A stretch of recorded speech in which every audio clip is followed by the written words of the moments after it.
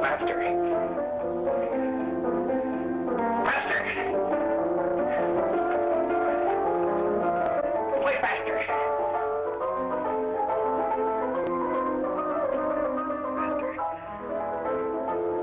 Play faster. Faster.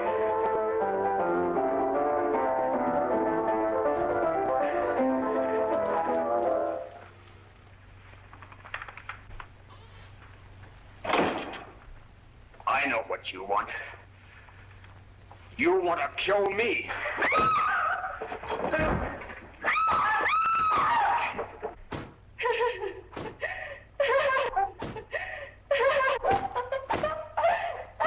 In this case, the state waives trial of the defendant, Ralph Wiley. It is convinced that he is hopelessly and incurably insane, a condition caused by the drug marijuana to which he was addicted. It is recommended, Your Honor, that the defendant be placed in an institution for the criminally insane for the rest of his natural life. I see no reason why the request should not be granted. Wrap your chops round this stick of cheese. Blow this game and get high with me. Determined to get the act passed, Anslinger unleashed a media campaign to make the public believe that this little-known plant growing at the side of rural roads was the biggest threat America had ever faced.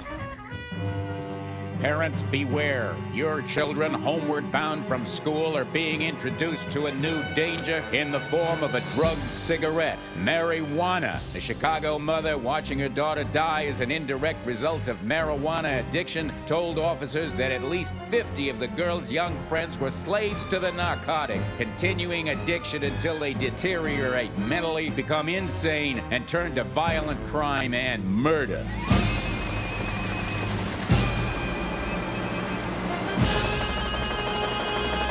Extra, playground dope addicts, we all about marijuana cuts this dude's throat. Anslinger's campaign was tailor-made for the lurid tabloid press and supported by an army of moralist groups that captured the public's imagination. Movie Tone News, covering the world to bring you the news. He's a man that smokes that job will take you for a dive. Wonders if he's still alive when you smoke that kidney job. America is threatened by a new drug menace. Street corner vendors whose stock in trade is the deadly local weed marijuana pass it out in cigarette form. From ingeniously concealed containers, the reefers go to the waiting hands of deluded youngsters. Police find a city backyard full of dope. This innocent-looking weed is Mexican marijuana, which when smoked produces more nightmares than opium. Captain Mooney of the narcotics squad will tell us something about it. The constant use of these marijuana cigarettes causes temporary insanity. Yes, let's go, Jack. I'm red hot.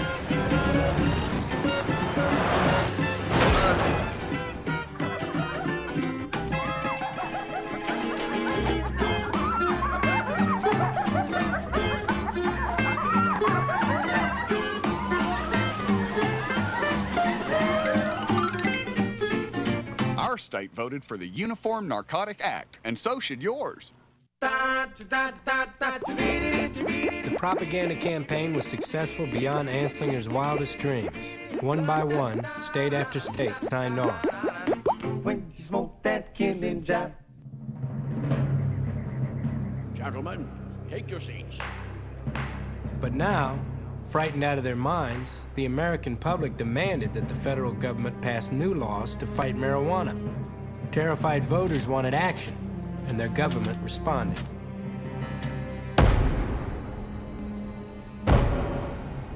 Without any public debate, scientific inquiry, or political objection, the Marijuana Tax Act was signed into law by President Roosevelt. The act prohibited possession of marijuana anywhere in the United States without a special tax stamp from the Treasury Department. And the Treasury Department didn't give out any stamps, effectively making marijuana illegal. Overnight, a new class of criminals was created.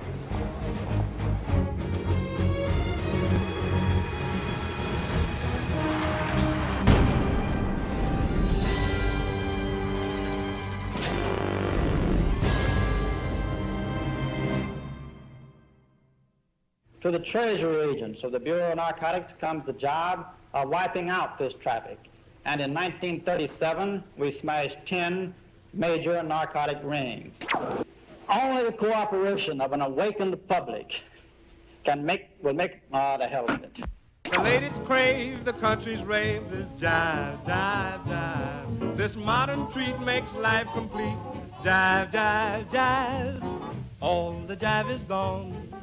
All the jive is gone. I'm sorry, Kate, but you got here late. All the jive is gone. All the jive is gone. All the jive is gone. So come on in and drink some gin. All the jive is gone.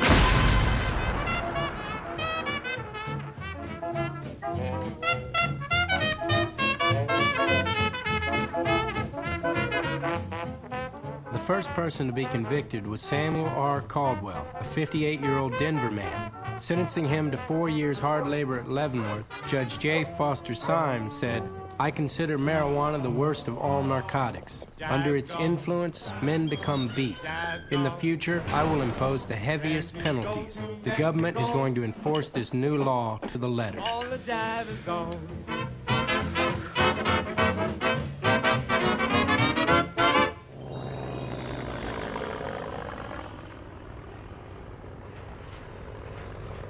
Prohibition cannot be enforced for the simple reason that the majority of American people do not want it enforced and are resisting its enforcement. That being so, the orderly thing to do under our form of government is to abolish a law which cannot be enforced, a law which the people of the country do not want enforced. New York's prohibition-fighting mayor, Fiorello LaGuardia, was somewhat skeptical of the government's claims that marijuana was causing murder, rape, and the destruction of America's youth. Wanting to get the facts, he commissioned a study by a group of 31 impartial scientists.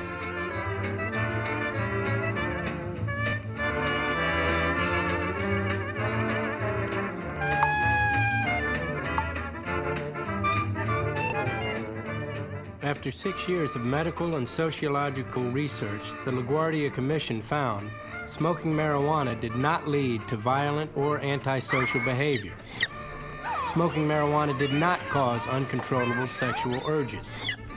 Smoking marijuana did not alter a person's basic personality structure. Item by item, the Commission's report disproved every negative effect claimed by Harry Anslinger. Furious, Anslinger used his influence with the press to have the report discredited and destroyed every copy he could get his hands on. And by restricting the supply of marijuana, he put a stop to any further research.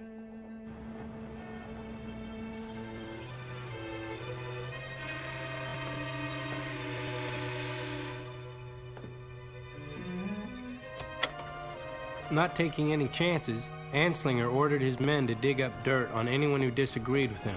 And going on the offensive, he targeted the entertainment industry, which he saw as a degenerate moral influence.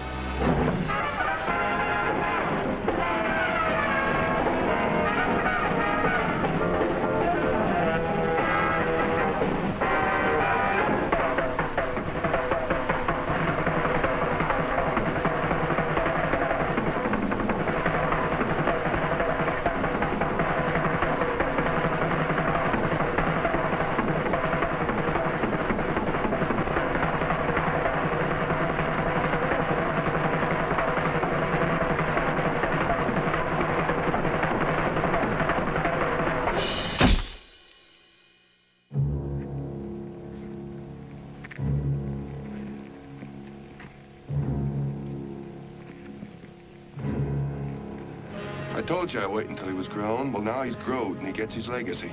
Only it's made out of hemp.